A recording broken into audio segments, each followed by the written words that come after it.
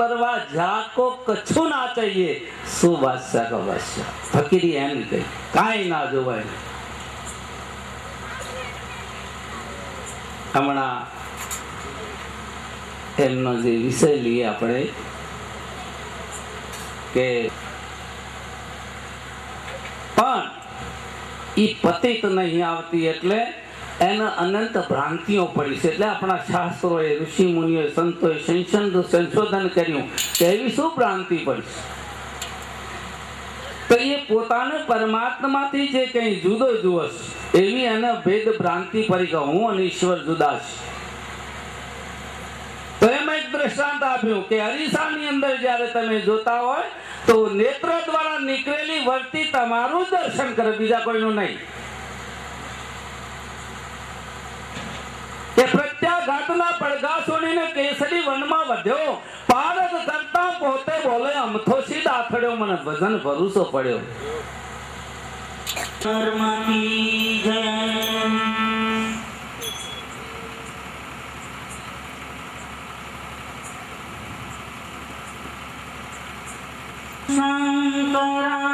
शंकराचार्यं केशवं बादरायणं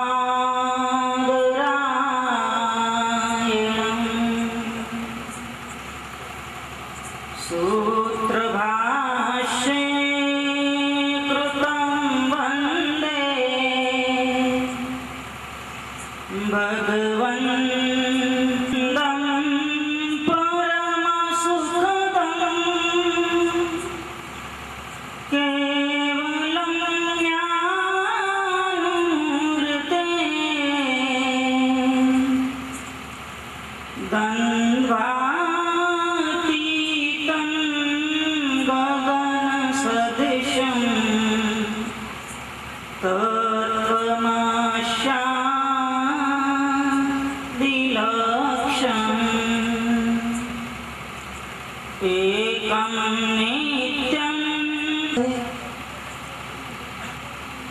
तो स्टेज पर विराजमान परम पूज्य श्री नरवेराम जी महाराज तथा परम पूज्य श्री परथिराम जी महाराज तथा परम पूज्य श्री सुखदेवानंद जी महाराज तथा परम पूज्य श्री पूरणराम जी महाराज तथा परम पूज्य श्री मोहनजीदास महाराज तथा स्टेज पर विराजमान सर्व महानुभावों सभा में बैठेला दूर दूर थी पधारेला सर्व भक्तजनों भगवती स्वरूप सर्व माताओं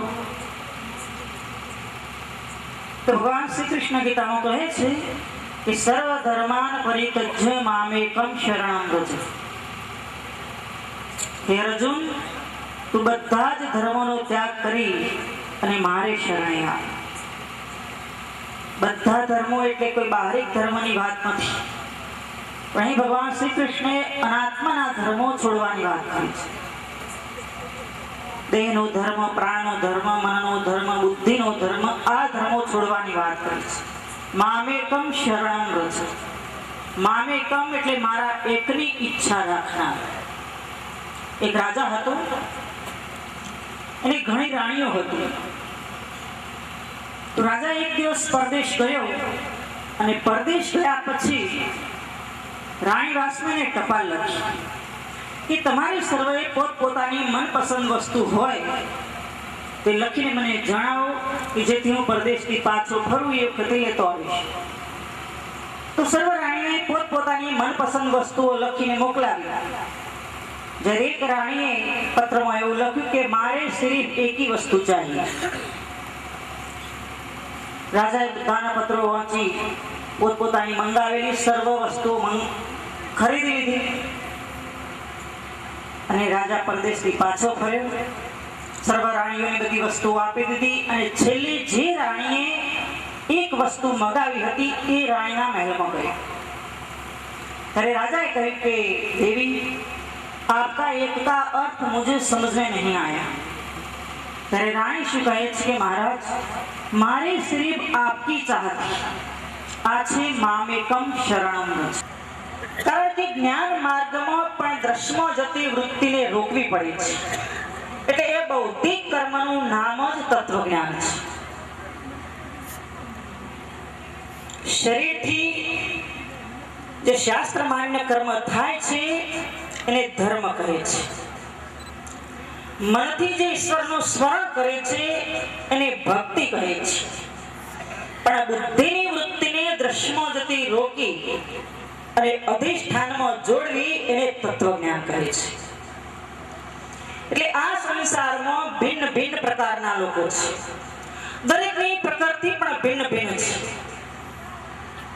ઉત્તમ, મધ્યમ અને કનિષ્ઠ એવા 3 પ્રકારના લોકો હોય છે. તો કનિષ્ઠ પ્રકારના લોકો એવા હોય છે અભી પાછા હટતા નથી. એટલે જે બહિર્મુખ વૃત્તિને અંતર્મુખ કરે એનું જ નામ છે સાધના. મન જો જીતાઈ જાય, મન જો વશ ગુરુમૂર્તિ પૂજાલમ ગુરુપદ મંત્ર મૂલમ ગુરુ શ્રી હરિ ગુરુ સંત સ્વરૂપ શિયાવર રામચંદ્ર કી સદગુરુ ભગવાન કી. પરમ આદરણીય શ્રી સુખદેવાનંદજી મહારાજ, પરમ આદરણીય શ્રી સાધ્વીજી અંશાબા બ્રહ્મપુરી આશ્રમથી પધારેલ પૂજ્ય મહંતજી, અવાજ આપજો માઈક વાળા. શ્રીમન્નારાયણ નારાયણ નારાયણ, શ્રીમન્નારાયણ નારાયણ નારાયણ, ભજમન્નારાયણ નારાયણ નારાયણ, ભજમન્નારાયણ નારાયણ નારાયણ, સર્વે નારાયણ નારાયણ નારાયણ, સર્વે નારાયણ નારાયણ નારાયણ. શાંતિ રાખજો થોડી વાર.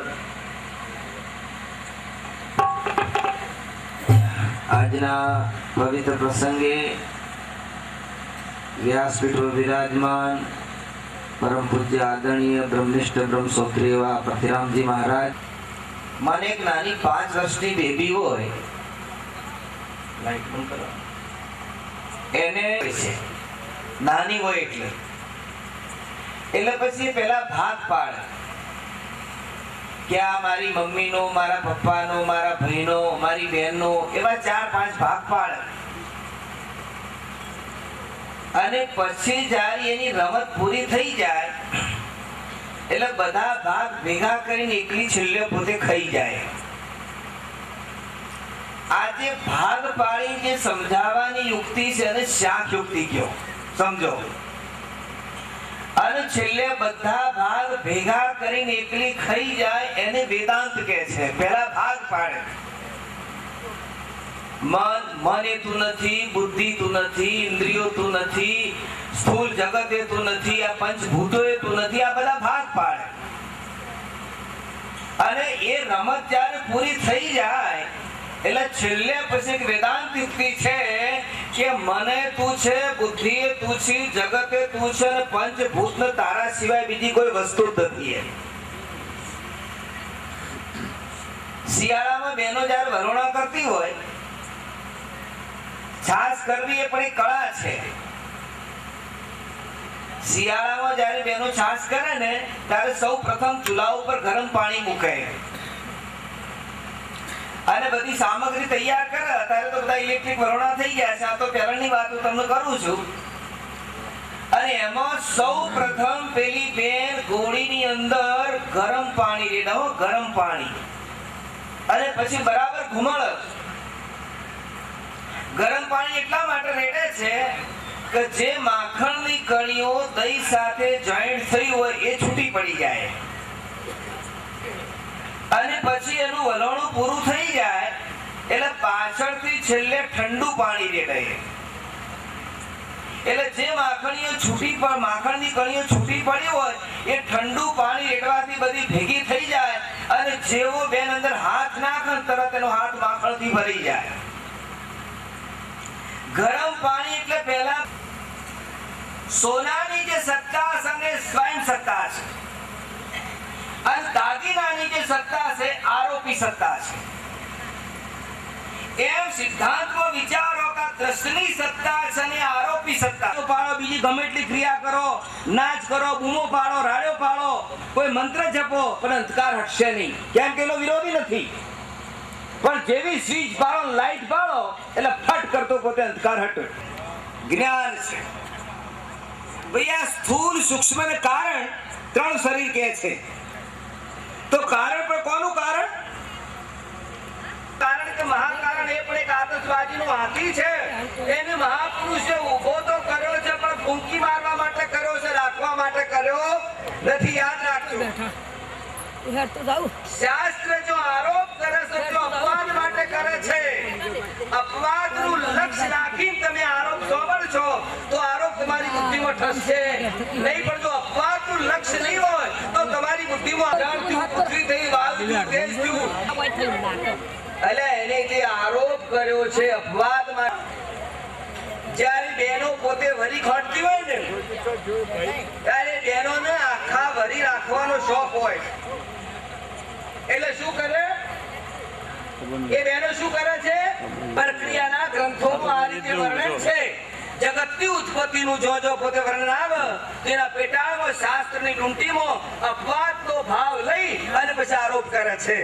પણ એનો ટૂંટીનો ભાવ આપણને પોતે સમજમાં આવતો નથી. એટલે ભગવાન મતે તો અષ્ટા પ્રકૃતિ, મન, બુદ્ધિ, અહંકાર અને પાંચ ભૂત.